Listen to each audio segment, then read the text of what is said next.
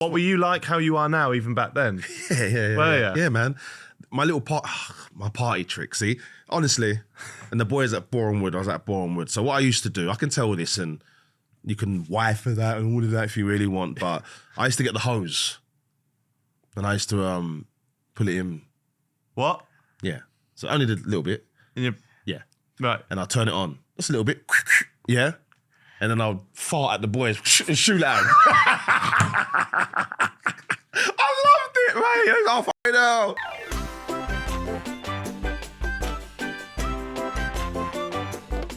And then you were a pro footballer, right? Yeah. How'd that come about? Did you get scouted? Yeah. I was decent. I was quick. Yeah. Again. You played quite a few games as well at pro level, Played some pro games, yeah. I started quite late in I didn't start till I was 10, 11. Like first year was my first football team I played for, Enfield Rangers. Oh, right. Yeah, Enfield Rangers. I love Enfield Rangers, man. Best team, best Sunday team ever, right? Yeah. But yeah, from 11 to 13, I'm at QPR. So it was very, very quick. And then from 13 to 16, I'm making my debut. So it was in 5 years, I'd gone from not playing. For QPR? No, for Leyton Orient. Oh, right. Yeah, for Leyton Orient. So what league were they in at the time? They was in League 2, third division we called it at the time, yeah. So you were a defender, weren't you? Defender. What, right back. Right back. But I played centre. I think all my games I did play a few right back, a few centre back, maybe right of the three. Yeah. But I should have just been a right back. But I wanted to be a centre back. I wanted to be Rio and Sol Campbell and all the rest of it. And I just wasn't tall enough. I didn't grow from probably 15. I was a unit at 15. Yeah, we'll talk. What was it like because being in an academy and stuff is every boy's sort of dream, innit? And a lot of girls now these days as well. But so what was it like in the academy? Would it be I don't know anything about it. Mm-hmm. Is it a place you live? Do you? No. What? I was in a London team, so I was at QPR. My academy, my first academy was Queen's Park Rangers. So they trained over Hanger Lane, Ealing, I think that's West London, Northwest West London. So yeah, it was still an hour and a half travel, especially going after school times. Like the traffic up the A406 was crazy. Yeah. Big up my mum, because she would go from work straight and take me every week, twice a week. But yeah, academy life is the best life. Yeah. Like, it's a pressure cooker. Do you feel that even as a kid then, do you? You don't, you do. Yeah. But you don't know it's pressure at the time. Now, you'd be calling it anxiety and all kinds of terms. But to us, it was just, don't get beasted. Like, don't get this. Don't be this. You know what I mean? Like, it was just, don't be the one that gets, I don't know, your boots put on the top of the ground or whatever. You know what I mean? So just don't be that guy. But to not be that guy was a pressure, right? Yeah. You're thinking on the way up, when you're sitting in the traffic on the way up to football, like, oh, mate, have I done right? Have I creamed myself? Like, it was crazy, but I wouldn't have changed it. Right. And the ones that could handle it, you go on to make it, because it doesn't stop. You don't come out of the youth team and you get into the man's dressing room and it changes. It gets worse. Yeah. Especially back then. Yeah. Now, I guess it's different. Now, speaking to Nobes and Zamora the other day, they said, like, you could never. What you was doing back then, Zamora said he used to sit in the lounge or whatever, or the breakfast place where they'd have it in the morning. Yeah. And he'd wait for people to come in and just rip them as they're walking through. Just rip their clothes. And that was standard. Yeah. But just think about how that must be, just getting ripped. If you're the one that the butt of the joke's on, it's tough, you know what I mean? So going back to the youth team, looking back, you probably saw kids that were the butt of the joke, you know what I mean? So and they'd be the ones to not make it. To be fair, like, I don't want to name names, but there was one guy that he got a lot of jokes put on him. He ended up playing the most games. Made him resilient. Not at the highest level. Yeah. But championship, like, he's played 400 games and that, you know what I mean? And like, loveliest geezer ever. I see him now and it makes me so happy. Because there's a couple other ones, you probably could call them bullies now, like, you know what I mean? But it's just how it was. Yeah. So I wouldn't go back and say, man, it was just how it was. And I think modern day, we've got to understand that. Like, you calling people out for doing things that it was what it was back then. Yeah, right. You know what I mean, as long as they know now and they're not doing it now, you know what I mean? So it's like being back at school, isn't it? It's weird. Yeah, it was mad, it was crazy. Yeah. But ability-wise and the actual ball, like, when I became a schoolboy. I think that's when they first changed it to academy, because before that it was just a centre of excellence, I think. Okay, right. They changed it to academy, where you got put into an academy league. And then at the end, I think the North and the South, or might have been even 4, they all done a semi-final and then a final, and then you took the academy league home. When it went to that, the levels like went up extremely. You know what I mean? You're playing against Bentley, Defoe, GNAS. That's all my age group, like the sickest age group. How old were you? Yeah. How old were you playing against them? I'm younger, so they're a year older than me, and I'm the youngest in my year. So some of them were like 2 years older. But as I said, I was quite physical. But you could see the people there's a couple that didn't go on to make it, and you're like, how? Yeah. But you could pretty much see the ones like Jay Boothroyd, he was quality. Yeah. Jeremy Aliadier, yeah, he was wicked youth played level. with him the other day. Yeah. He's still good? Yeah, quality. He was unbelievable. Yeah. Bentley, unbelievable. But then you had a couple people, like there was one guy, Alex Bailey, man, like, and he did go on to play in the league, and I still speak to Al, and it's like how? He was short. How did you not make it to the first? Like, he's just like, and he had injuries. Yeah. That's what I'm saying. There is a story. There is a clear reason why, right. You know what I mean? But it's just, you need that little bit of luck. Like my friend Watley as well, I talk about him all the time. He was the greatest. Like, to me, he was my idol. He was my best friend, like my idol. But he played under 19s from 14 to 19. You ain't going to improve if you're playing like that level. He needed to be put to the reserves at 16. Right. Make your day. Like, he was ready to play at 16. He had a beard at 11. Yeah. Like, trust me, old type Watley, yeah. So yeah, it's just like, I can talk all day about academy and the youth and that, but as I say, what I would want to say is I just loved it. It was one of the greatest times of my life. Yeah. Like, literally the dressing room, like from that to when I got older, the dressing room in football was one of the greatest places for me. Someone that pranks and wants to do jokes. You seem like your personality suited to perfect. Yeah, but too much. I was the clown. You need to focus. That was my problem. Really? Oh, mate. What were you like? How you are now? Even back then? Yeah, man. My little my party trick. See, honestly, and the boys at Bournemouth. I was at Bournemouth. So what I used to do, I can tell this, and you can wife for that and all of that if you really want. But I used to get the hose, and I used to pull it in. What? Yeah. So I only did a little bit. Yeah. Right. And I'll turn it on. Just a little bit. Yeah. And then I'll fart at the boys and shoot at them. I loved it, mate. I fucking hell. Mate, I was disgusting. I loved it. I'll take the Bournemouth boys. Greatest dressing room ever. Yeah, they just got promoted now. I'll take Luke and the boys, man. They just got promoted. Didn't know what was going there. From the moment you said hose, I worked that out.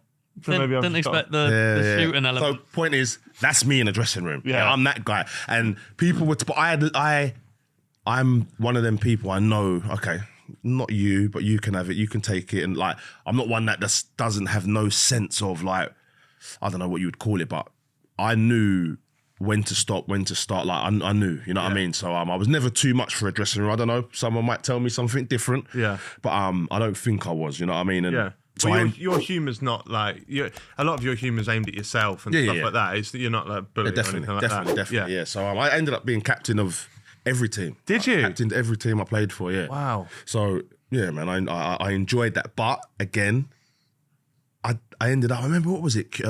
Leighton Orient. I was captain. I remember going in and telling him I don't want to be captain. Too much pressure. I was a bit of a pussy. Like, in the sense, you'd never have known back then. But I used to get nervous. Didn't have no confidence. Like, the opposite. I was still this, but inside I was, You're saying you got no confidence, you got the hose up your ass. Spraying water everywhere. I'm shy. It's the truth. Yeah, mate. So yeah. Well, so when you made it and you came through at Leighton Orient, what's the peak of your football career? What was your best footballing moment? Best footballing moment.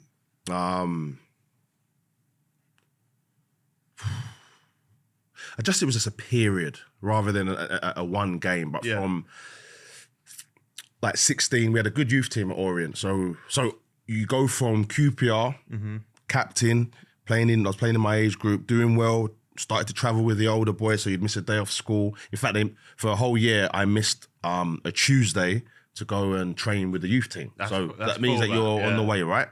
And then sometimes we would get the Friday to travel up with the under-19s and go and play. And I'm doing this at 15, right? Yeah. So you're thinking, you're all the way, my reports are good.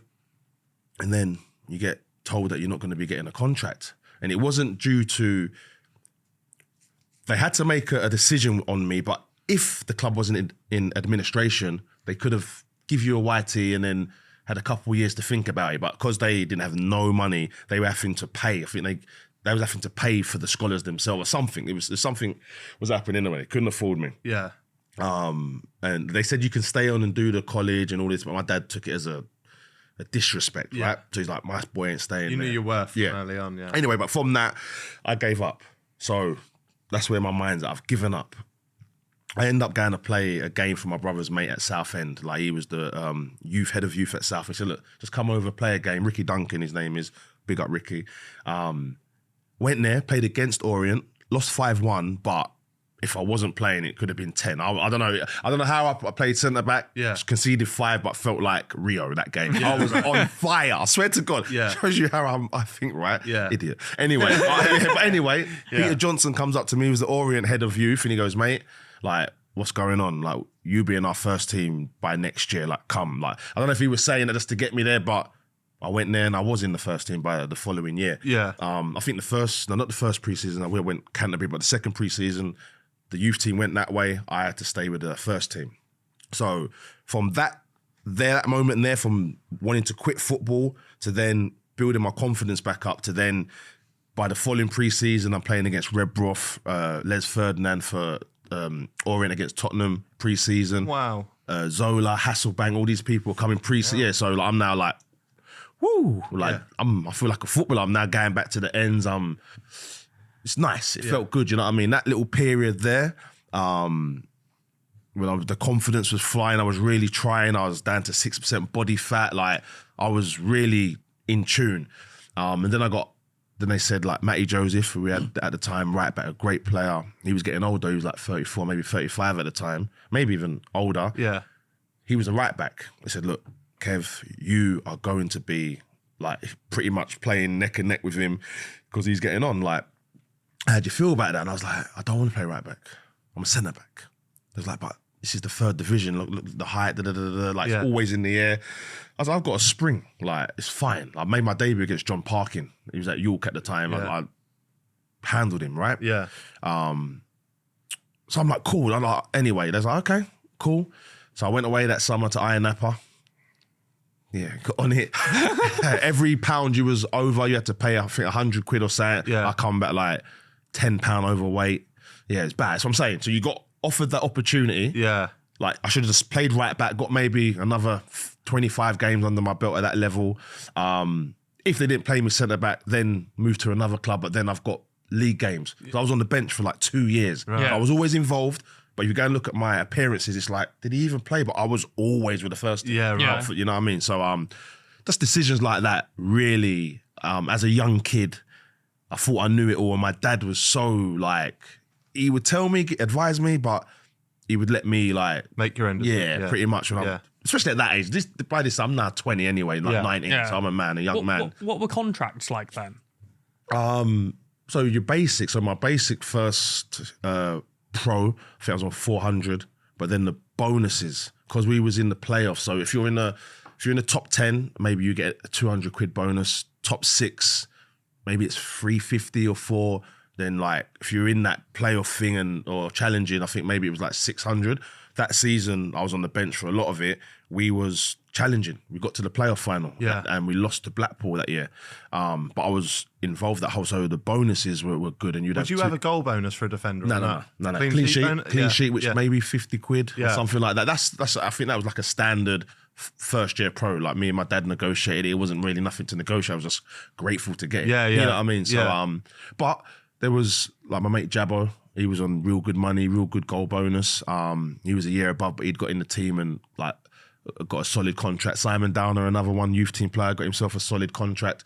So as an 18-year-old at a third division team, you can pick up some decent dough. But then you had my friends a few years later on, but I remember Henry Lansbury, hope he doesn't mind me saying this. But I remember there was one stage, he's in the youth team, he's on about $6,000. Right. Yeah, but then he went on loan.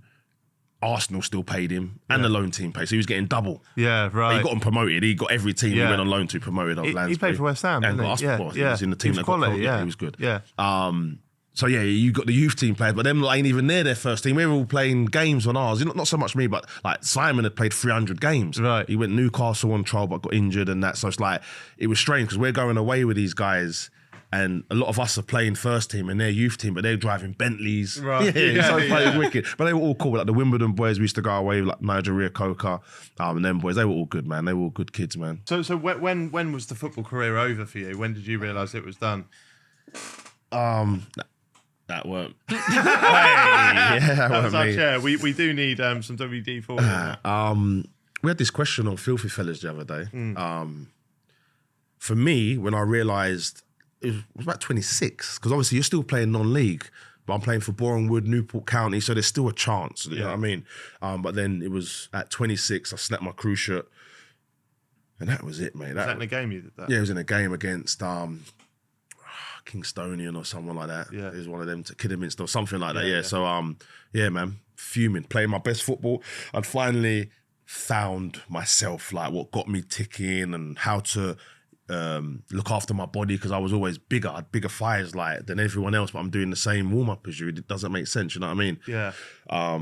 So I finally started getting that side of the science of football. At centre-back as well. Yeah, centre-back, but I was playing centre of a free. There you go, that was perfect for me. Yeah. I'm not the one challenging, I'm the one sweeping. Yeah. So you can use your pace more. Yeah, you know what I mean? So, but they didn't really play free when I'm like 2000. By the time it got to probably just 2007, then Mourinho's come and it's all changed, you know what I mean? Different formations. Yeah. But we played a flat back four when I was younger. So yeah, all of that mattered. And then so it was about 26. That was it, mate.